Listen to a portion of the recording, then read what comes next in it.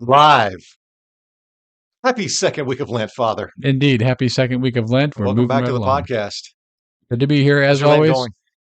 It's going pretty well. It's nice and challenging. In what way? Consistently challenging. Consistently challenging? It's Yeah. always challenging. Well, I mean, I'm just more intent on all three of these: prayer, fasting, and almsgiving than I've Okay. been before. The Project Alms has really made it a solidified challenge. All three are more present than they have been in the past years. Usually there's a focus on one or two of the three, but the alms is making me focus on all three, which is wonderful. Yeah, it's good. Um, I had another can of tuna in commemoration of last week's Friday fast. Remember when I said that? I eat right out of a Out of the can. can, Yeah, yeah. I had another one Okay. on Friday. No seasoning or anything. I ate some Just straight tuna. sardines in a can. You That's like good. sardines? I I've actually do. never gotten into sardines because they're just too fishy for me. I don't have a problem with them. I just think they're on a My cracker. grandfather ate sardines every day, and Not sure I the could do whole that. house Yeah. would just smell of I sardine like for that. anchovies too, by the way. Anchovies are pretty good, very On salty. pizza, on Caesar salad. Hmm. They're great. And olives. Sometimes you can find anchovy stuffed olives if you're really keen in shopping. I've Very never good. been much of an olive person. I do like them stuffed with little garlic cloves. You ever seen Oh those? yeah. Those Yeah, are I very love good. olives, so stuff them with blue cheese, onions, jalapenos, anchovies. They're wonderful. Oh, wow, okay. It's a good Yeah, thing I you. could eat my weight in olives pretty easily. I mean, I'd Yeah, eat a jar. I can't imagine your halitosis after all that. It's a good thing you're. It's a single man here. That's right. No, but you know what's really cool is that I mean, Project Alms is growing. Getting more and more people, I think, on board. That's They're right. excited about what we're Got doing. a pretty big gift that surprisingly was given this week. In fact, so Yeah, I we mean, we're seeing some good things. We're going to be announced the able to. total on Sunday. Yeah, that was interesting. You say, are you planning to just update us every week about where we stand Sure, with the I think alms? it's I think just that's a good good to idea. hear just all these things are being done anonymously and quietly and whatever way people choose. Right. So this gift just came right in the mail. So Yeah. as it is, as it is. No, I'm enjoying it. I think it's usually about week 4 that I become tired and I'm ready Yeah. to break all the fast. So we still got a couple of weeks. You know, it feels like it should be week 4 now, but No, it's not. It's right. no, it's a good week. You know, this is the week that, you know, if you're a catechumen, the first scrutiny. Can I ask you a question about that? First scrutiny. Why in the world did they call it scrutiny? Do you know? I have not researched I've never this, really thought about it either. In fact, but it's it's just an intimidating word. I tell them, like, make sure, guys, you're ready for next week's first scrutiny. that's right. How many of them? Three in front of everyone.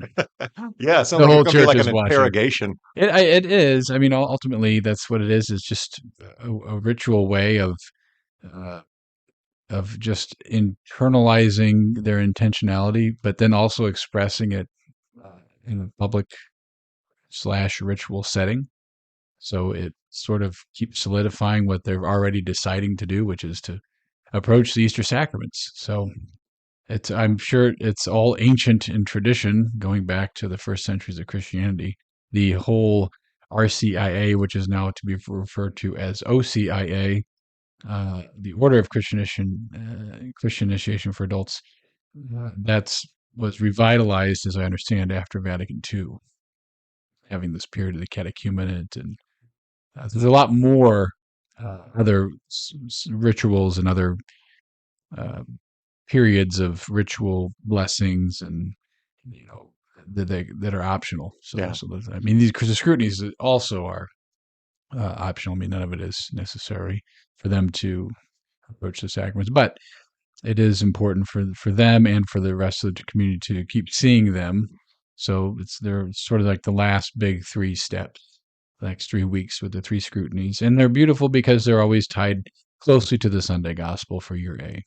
No, So I tell them all. I try to remind the people I'm working with that it will make for a much more richer and meaningful experience once the Easter Vigil is passed. hmm You'll be glad you went through all of these rituals. hmm So this weekend, I'm looking forward to it. They're going to be before Bishop Jugas or whoever he may appoint in his stead, and they will no longer really be catechumens. Technically, they will become the elect of God. Okay, right. We will not call them. You're not really supposed to call them catechumens anymore. They are the elect. So maybe that's what the scrutiny is referring to then too. They're calling the elect. Yeah. I think you say elect of God. Hmm. Okay. Kneel. Ah, Yeah, elect of God. Kneel well, that's before a Zod. oh, I for all just the love that. I love that, 1980s right? Yeah. Superman 2 Yeah. heroes. Kneel. Kneel Or, before Zod. But I'll tell you, speaking of alms, what I did, and we may not spend our whole time on this, but I decided to do some research uh-oh. on almsgiving and what the saints have to say about almsgiving, and remind everybody really quickly, what is almsgiving in Catholic teaching? What is it? Just quickly. I mean, basically giving your livelihood, monetary livelihood, material goods to the poor. All right. All right. So I'm going to read some of these quotes, and some of them might just rip your heart out. Here we go. Here's the first one. This is from Saint Basil the Great. The bread that you store up belongs to the hungry. The cloak that lies in your chest belongs to the naked. And the gold you have hidden in the ground belongs to the poor.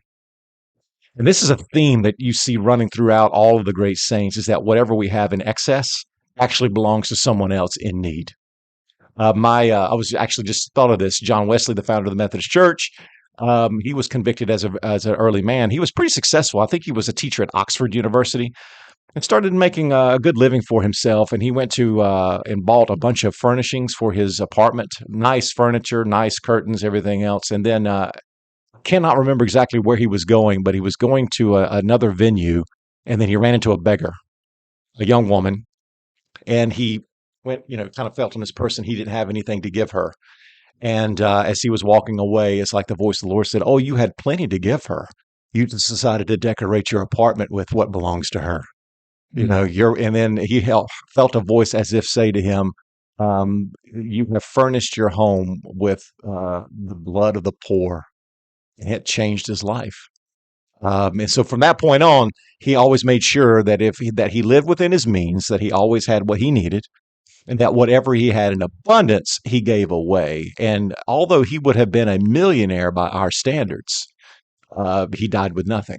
Now, he didn't have a family, he didn't have children, but he was a conduit, and just an instrument of generosity for those in need.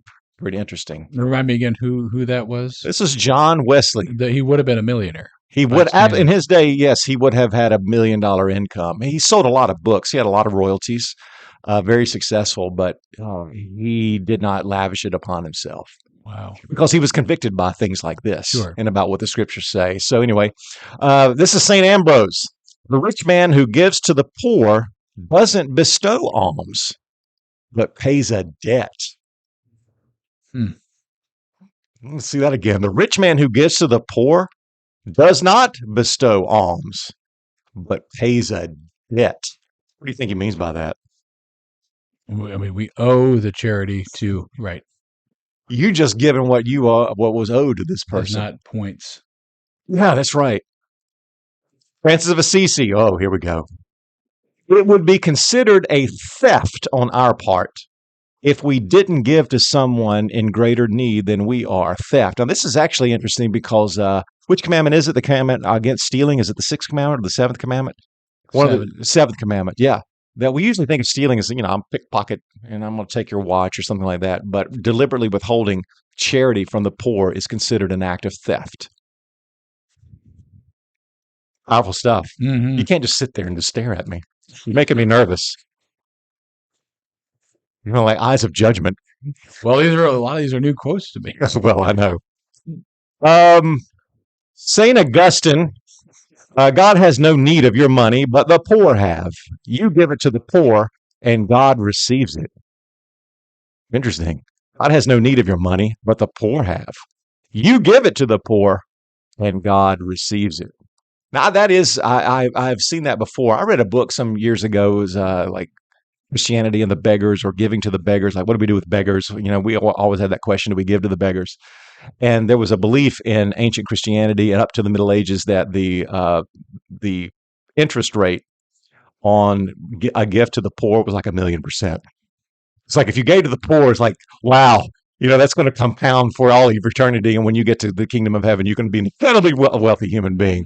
Of course, Oh, that's tongue in cheek, hmm, but not to be chintzy on giving to the poor because you are actually giving to God. right. Yeah. I mean, that's faith. And what you're saying, what their saints are saying, I think what we have to understand is this: it goes against the goad, Absolutely. but the only reason we do it is because it's an act of faith.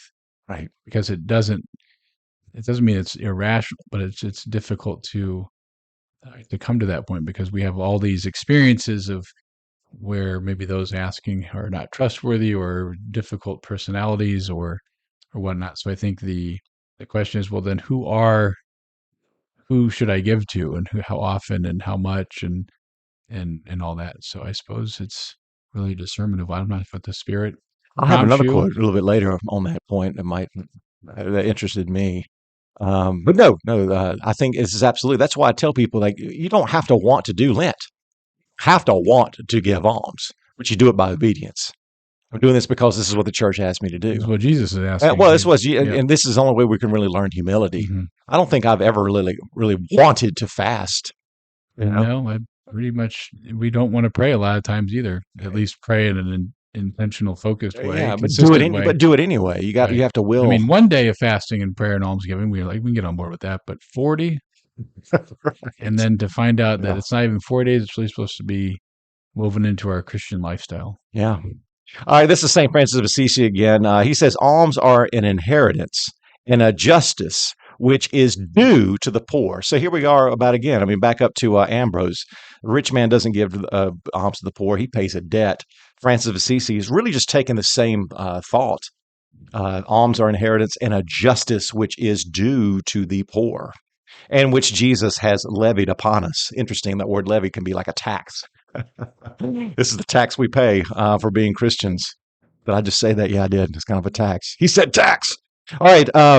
It's a tax. All right. Anyway, shit. Well, that's not what as interesting as that. This is from the scripture Tobias. Tobit, Book of Tobit. Yeah, chapter 4, verse 7. And I think we hear this in daily mass. Anyway, do not hesitate to give alms, for thus that you store up for yourself a good reward for the day of necessity. For alms deliver from all sin and from death, and will not permit the soul to go into darkness.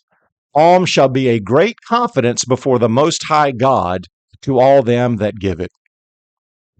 Interesting. Deliver from all sin and from death. That's interesting.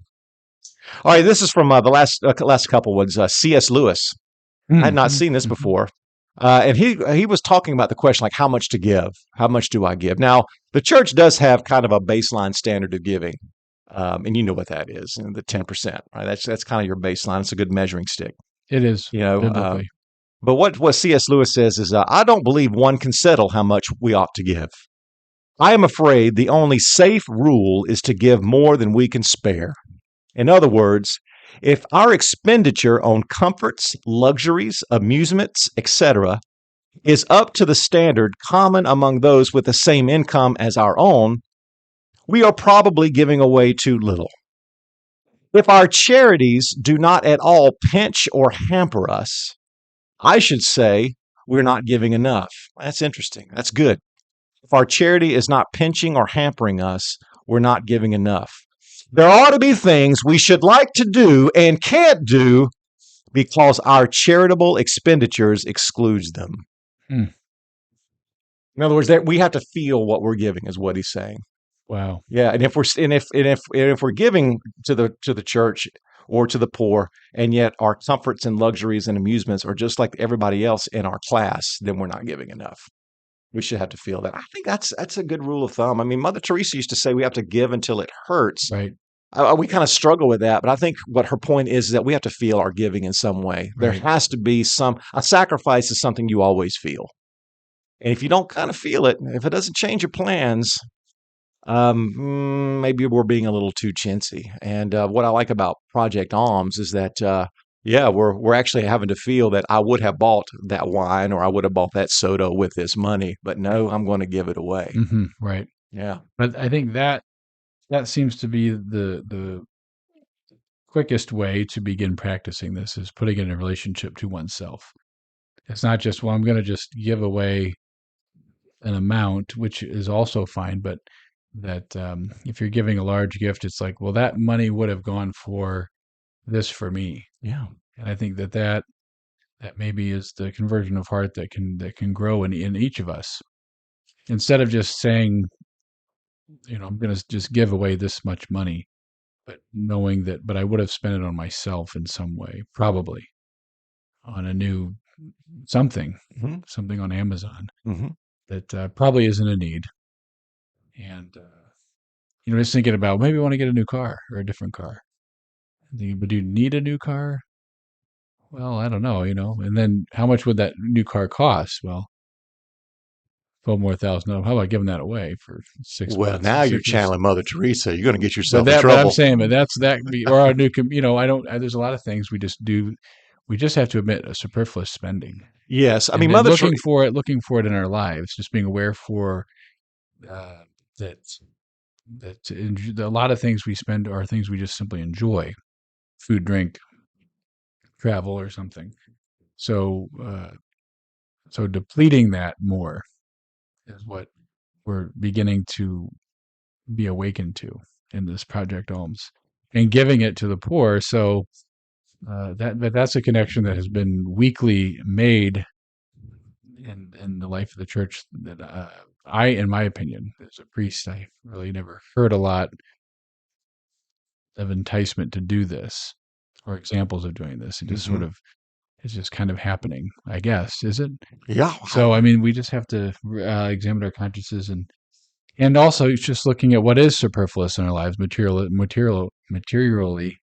uh, and saying, well, I need to clean out my closet some more or give more away because there is just items I'm hanging on to that I just don't use or really don't quote need. And so how uh, how radical can we become with this? I wonder, should we let Jesus take us down the road to being radical? Probably Yes. yes. Yes, we should.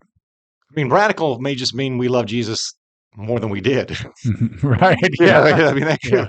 we kind of are afraid of the word radical. There's some things to be good. Some things are worth being radical about. Teresa, I mean, all the saints were this way. You couldn't trust them with a dime. I mean, if you gave a saint a dime, it would be gone. They would. This is just how they lived. Mother Teresa, she would really frustrate some of her givers. She would say to some people, like, if you're going to go buy that $10,000 car, which I guess we should say now $50,000 car. She's like, why don't you just buy the $5,000 car? And if you really got another 5,000 burning a hole in your pocket, give it to the poor. And it is an interesting question. And then there was a case where someone gave her a diamond ring, and I think I've got the facts right. It was an expensive piece of jewelry, and she took that expensive piece of jewelry and gave it to a poor woman. And then the person who gave it just couldn't believe what. And she says, "What do you think the poor don't deserve diamond rings?" Huh. Is But I mean, so I think what we're getting at though is the need for um, trying to break down the barrier that exists between quote us and quote the poor. Yes, So absolutely. because Mother Teresa had a different vision to the poor, those in need. But in our Western world and in America, I think that when we think poor, what comes to mind in our the images of that is we have to just be more honest about it. So, it's the people pedaling on the side of the streets at the stoplights and the intersections on interstates and hands out in the parking lot or shopping centers or uh, and they just look so down on life. And are they drinking? Some of them smell like alcohol when you talk to them, so I'm not going to give them anything because they're just going to go drink again. And that person may be on drugs, they're going to use it for drugs. So uh, I think it's difficult in our current culture because the government quote does things for those Absolutely. who are Yeah. hard out. They provide housing projects and things. So that gives the interpretation that well, they have things being provided for them. They have material things provided. There are ways. So maybe on the back end of all this is, well, they're this way because they've chosen to be this way, or this is a result The of their choices. But I'm saying that But if that's the underlying, say, paradigm, maybe is what I'm getting at. What's the paradigm for the modern American Christian, or the Christian living in America, American Christian? What's the paradigm that we live under, and what's being challenged with that is the issue, because we aren't doing this because once there's quote state and government programs, all this is in quotes. I'm not saying this is right or it should be this way. I'm just saying this is how it is. Hmm. I mean, even people who have maybe very little can have a cell phone. Okay, so someone has a cell phone. You go, well, what do they have a cell phone? They don't need anything. Or look at all the hiring signs out. Where you turn, there's hiring, hiring, hiring. People just get jobs. So there's a distressed image of those who report themselves to be homeless and poor Hmm. in our nation, so that we just sort of assume that they're there because they, I guess, quote, deserve it, and it's their choices they made. They're this way or that way or whatever. So how do we as Christians engage with a different paradigm, a different frame of mind? Right. And that is probably our deeper struggle. Well, I think that in some cases that may very well be true. There's some people may be indigent because of their own bad choices, but I also think we can use it as a coping mechanism to excuse ourselves from responsibility. And the issue goes back again to this is what the Lord asks of us. And he said, "You will find me among the poor." He really meant that. So I guess maybe the break is we don't feel we have a responsibility, and that might be because of the culture in which we live. I think so. I think there's an argument to be made that the welfare state Yes, that's what I was getting at. it has outsourced Yeah, our charity to others. But the Catholic Church is right on this point. Subsidiarity is the key. We have to care for our local communities, care for the local people around you. Within your circle of influence. right. We So cannot care for the poor. for us, it's Gastonia, the For us, city. well, or I would say, or it's St. Michael Avenue, or it's this zip code here. Just Well, I mean, local yeah, communities just care the for the world. whole, That's the Catholic vision. yeah, our whole where our parish is. Yes. Within the parish boundaries that's the pastor's responsibility. Spiritually, is the spiritual care of every soul Yeah. in the city, in Right. the parish boundaries, churched Because and unchurched. I know there's this a line, and you're familiar with the story, A Christmas Carol. Hmm. Right. I I watch it. was thinking of that already. Are there not enough poorhouses? Exactly. Yeah. Are there no prisons? Yep. Are there no Are prisons? the poorhouses, are they in full vigor? Yes, they're in full vigor. He goes, "Oh, I thought for maybe they closed for a second there. I mean, I am taxed for these things, am I not?" Right. And he says, "And if the poor need help, perhaps they should go there." And what is the response? He says, "Well, the poor can't go there, and many of them would rather die." And then Scrooge says, "Well, if they would rather die, I guess they better be on with it and help decrease the surplus population." Sure. But it was when Scrooge saw Tiny Tim's actual circumstances and the conditions that gave rise to his poverty that it changed his heart. He realized that I actually can have an effect on this family. I can't do everything for them, but I can't just outsource my charity to an institution. We have a I have a responsibility to care for this man who is in my circle of influence. And so that's when at the end of the story, he doubles his salary. But again, it goes back. The person who was mainly changed was not the Cratchit family. It Right. was Scrooge. Right. And we now, I think we've talked about this before. We have to get out of the mindset that it's all about the recipient. Hmm. I'm helping, I'm the do-gooder, and I'm looking down on this poor person or this sick person and giving to them. No, actually, you're the one who needs to give Hmm. Right. because it's your heart that needs to become tender and to be changed. Right. I'll stop preaching now, but you see my point there. Yes, it's interesting you brought that up about the Christmas Carol, and then what are the two in the Christmas? And of course, we love the story, Hmm. the Christmas Carol. Hmm. The transformation in Scrooge, and but I think that line is appropriate, but it's so often lost because it really is still the paradigm today. Are there no government programs, and aren't there other? Hmm. Uh, Because we are taxed for these things. and we are. Yeah. Yeah, Yeah, we it's are true. I taxed for mean, these things. just saying it is true. Yeah. So people say we already are providing, and they here we go again with that they. Yes. And so I think that we need something of a renewal or in our understanding of our relationship with one another. Period. Period. Just a brother and sister, richer for poor, is sick or not, doesn't. we really have to begin to see every human person with dignity, because that's what we believe as Catholics. This is So, ultimately this is what it but I means mean, to be but Catholic. the Yeah. difficulty of the distressed, and Mother Teresa, to what recognizing Christ in distressing disguise of the poor. So, um, it just seems that we've been so conditioned to an avoidance behavior Hmm. generally. Yep. I know that I love that scene though in the Christmas Carol when I think it's the ghost of Jacob Marley who appears to Ebenezer Scrooge and is just laying down all of these harsh just demands, and he goes, "Please, Jacob, can you speak some comfort to me? I have none to give."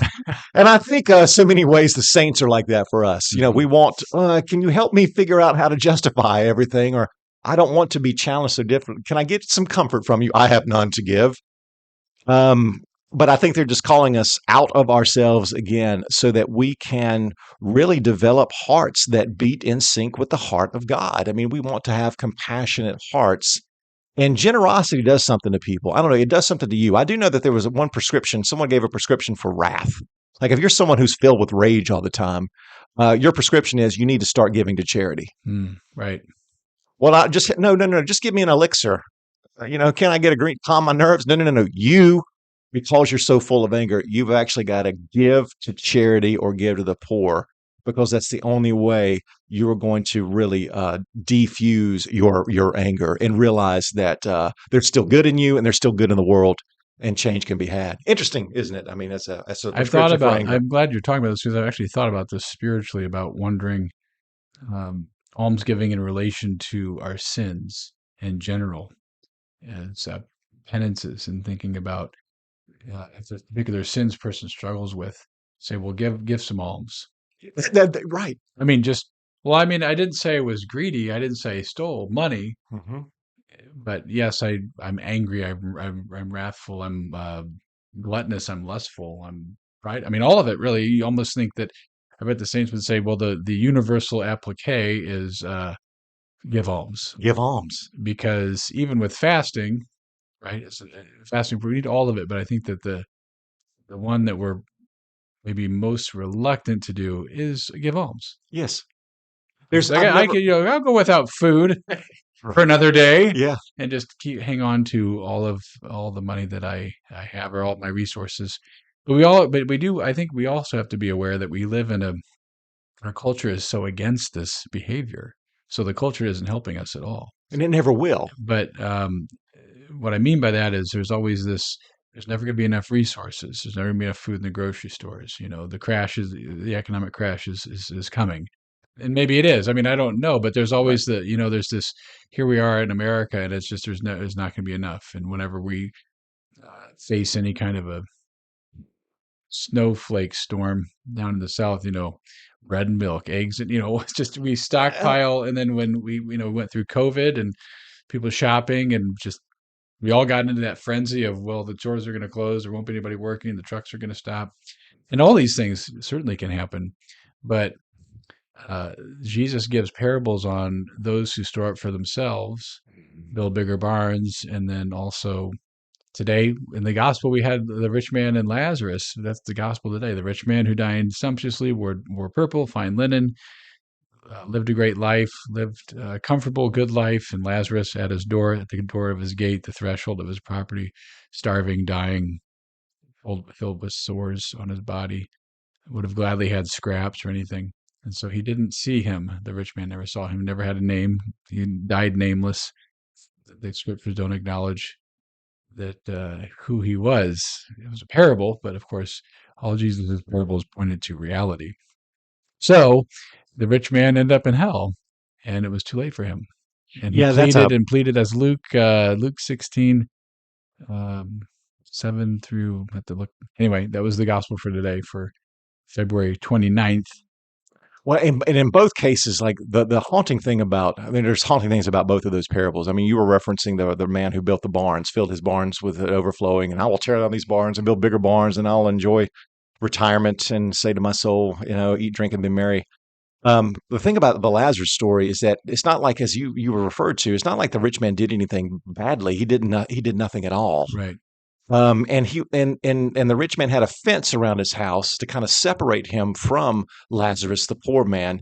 And I remember saying to some people once, we have always found ways to hide the poor from us. Now, we may not have fences like the rich man in that parable around our homes to prevent, the poor to be among us, but we do have zip codes, and there are certain zip codes you can't find a poor person anywhere. They can't even live there, and so they become hidden from us, but they are there. Mm-hmm. Um, and then, and so really the haunting thing about that parable is that the rich man always wanted to be separated from the poor man, Lazarus. And in hell, he got exactly what he wanted. Oh, He's not, he's going to be separate. Oh, he's going to be separate from the poor. But the problem is, yeah. that's hell because you're separated from Jesus. Yeah, But that was a I just was with a priest brother of mine a couple of days ago, and he was introducing me to the Twilight Zone from the early oh '60s, I gosh, I've guess. seen so many of those. Well, I haven't seen any, but he Okay. showed a couple of the early ones to me. But there was a Twilight Zone where uh, a criminal gets shot, and he wakes up. This man in a white suit, an older man who's kind of heavy set, and the criminal keeps calling him Fats. Hey, Fats, what's all this, Fats? And he's just this very dignified man who keeps saying, "Well, sir, this is this." It just kind of becomes his. It seems like he's his guardian angel. Just kind of gives him whatever he wants. He gets this penthouse apartment, and there's, he says, "Well, how about a $1,000,000 in unmarked bills?" He's like, "What's in the top drawer of your desk? Just look there. Hope there's money." And then, how about women? Women show up at his apartment and they go gambling, and he wins every game. He starts Okay. winning, and he goes to the slot machine, pulls down the slot, boom, coins just spewing out, and the food is just everything he wants. And he starts asking where he is. Ah, Where he says, "What is this place?" And he was talking about. I didn't think heaven would.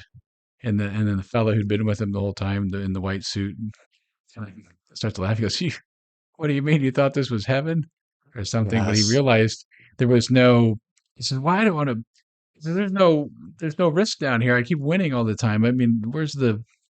It was just, yeah, all the money and all the winning you could ever want. So, See, that's the and thing. the and Somebody the had once yeah, said yeah, that hell is a place where everybody gets what they want yeah, and forever, always wanted, right, forever, yeah. So and just for forever, eternity. for eternity. Yeah, but the thing about the barns, the irony about the barns, he builds the barns with all of his goods. He thinks he's going to enjoy them. Then he dies. And then the Lord asks him that rhetorical question, you fool, all these things you've been storing up Whose for will they yourself, be? who was Yeah. that? Well, the answer to the question is his goods are going to belong to the very people he could have shared with in life. They're going to the needy. So it's inevitable that your stuff and my stuff, Father, everybody, there's a Salvation Army truck coming to our house one day, Mm. and it's going to take all of our stuff, Yeah. and That's a it's good going to be, point. and it's going to Yeah, share them that's right. lavishly with the needy. And the That's right. question we have is Yeah, like, why can't we do that now? sure. Why do we have to wait until we're in the ground But sh before but we're generous? but that could be too late. That's the I mean, point of but that that parable. The point of parable, that yeah. parable is it's inevitable.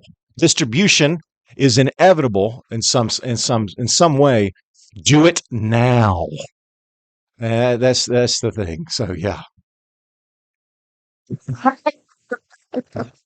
I'm looking at you, Father. Great. All right, Yeah, we're not alone. John's in here too. yeah, I think John's in here. That's right. John's out there. I think he's emptying your car out right now. And That's right. I'm distributing my goods to John. All right, so here's John Chrysostom. I guess we'll get close to the end of this Mhm. conversation. Tell me then, what's the source of your wealth? And John Chrysostom preached in the 400s, 500s. Tell me then, what is the source of your wealth? From whom did you receive it? And from whom the one who transmitted it to you? And then he quotes it by saying, well, he got it from his father and his grandfather.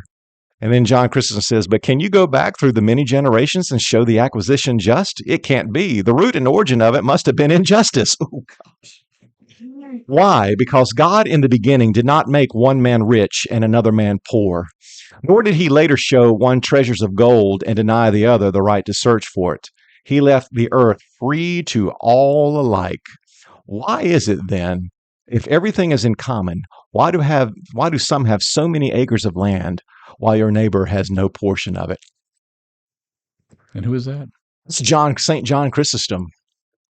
And he would very much agree with that Haitian proverb that Did you fact check all these? that's right. Yeah. But I mean, this is the biblical premise that Right. that what was that? I know we talked about the Haitian proverbs. God gives, but He does not share. God gives, but He does not share. In other words, like John Chrysostom is saying, God has created everything that there is and all the abundance in it, but He doesn't distribute it. He doesn't share the goods. We're the ones that have to distribute it.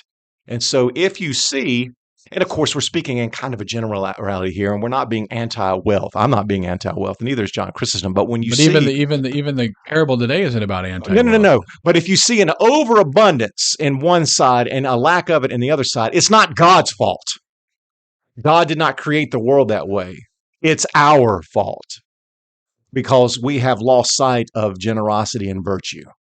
So, poverty, by and large, according to the scriptures and sacred tradition, is not God made, it's man made.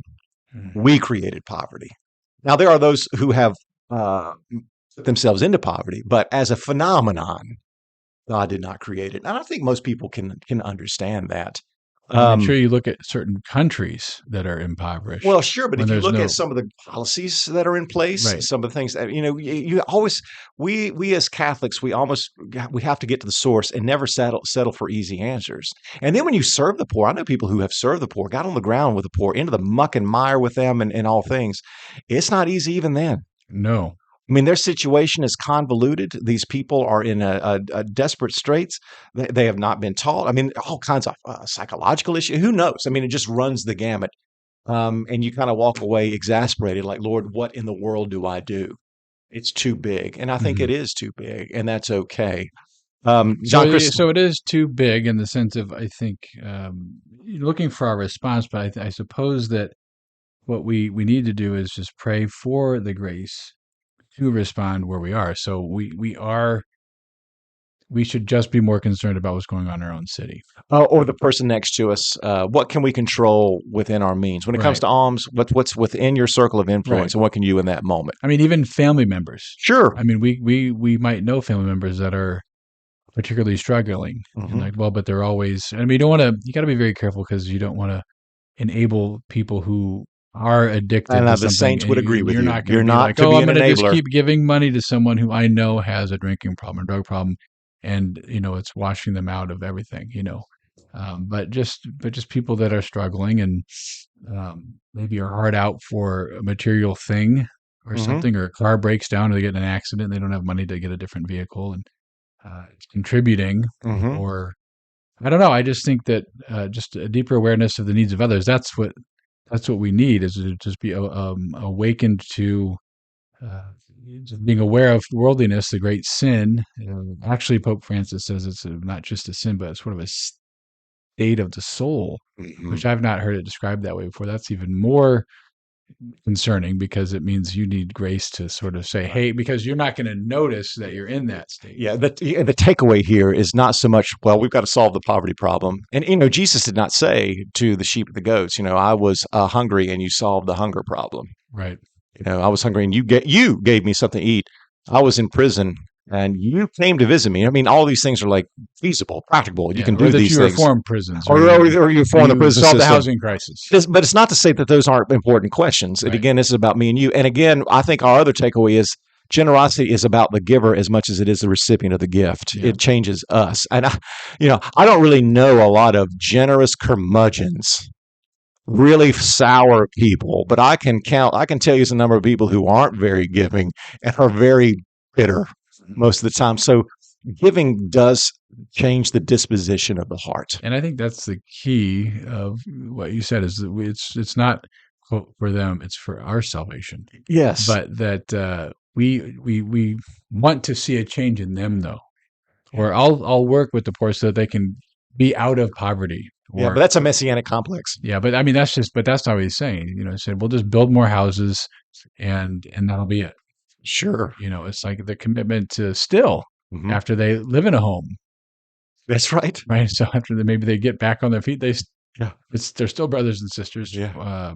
struggling. Yep. And it could very well be that we could stand before the Lord and we could say to him, well, I didn't want to get to that person because I was afraid that I was going to, actually cause more harm. And there is such a thing as doing that. There is Yep. such a thing as causing, but I think the Lord might say to us, well, I wanted you to get to that person, not for his sake, but for yours. Right. You're the one that needed to be converted. Yep. You're the one whose situation needed a change. A couple more lines from John Chrysostom. I am often reproached for continually attacking the rich. Well, why would that be? Yeah, that's right. Yes, because the rich are continually attacking the poor. Those I attack are not the rich as such. I only attack those who misuse their wealth. I point out constantly that those I accuse are not the rich, but the rapacious, the greedy. Wealth is one thing, greed is another. Learn to distinguish. And I tell you, the greed has a funny way of worming its way into the soul. I'm reminded now of Saint John Climacus.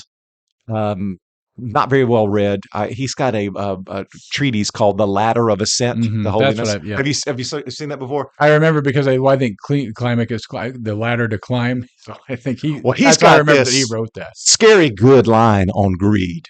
It says this: greed.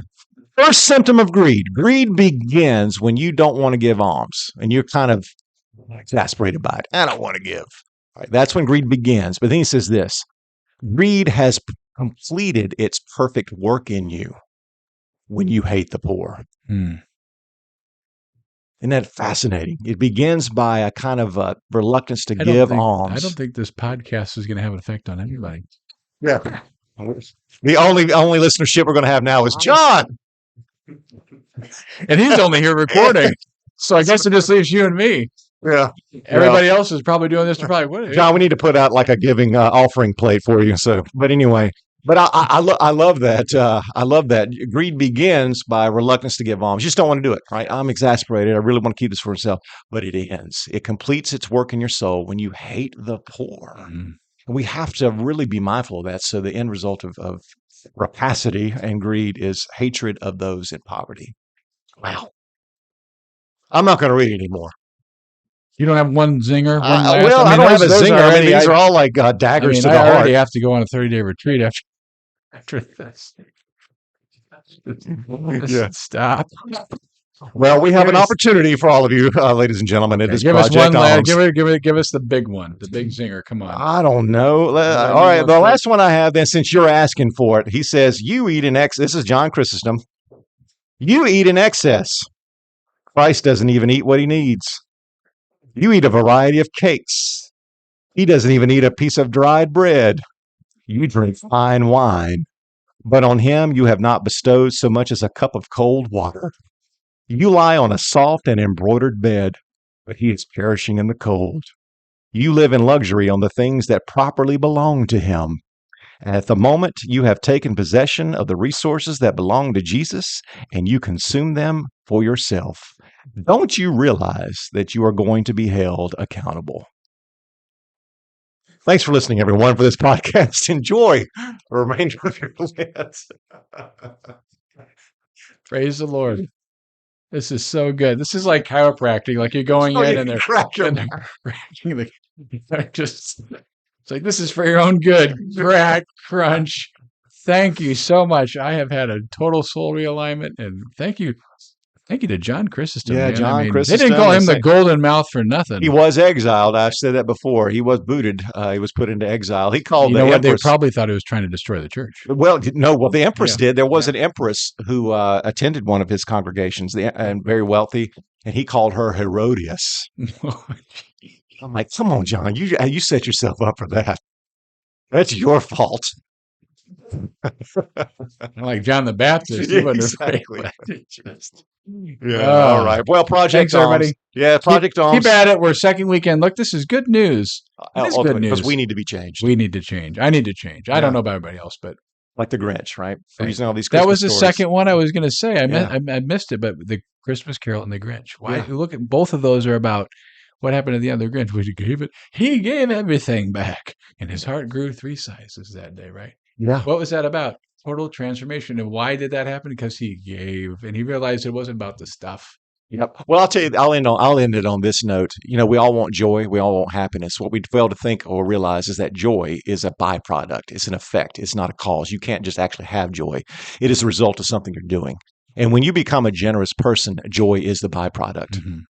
It is the normal Christian life. You know, so if you want joy in your life, the saints all have a prescription for you. Almsgiving. Almsgiving. I mean, it is. Become a generous person, We and need to you pray for the you grace will to do it. We experience have to joy. pray for the grace to do it. That's because we're sinners, so we all resist almsgiving. I mean, we have to be honest about it. Yeah. Yep.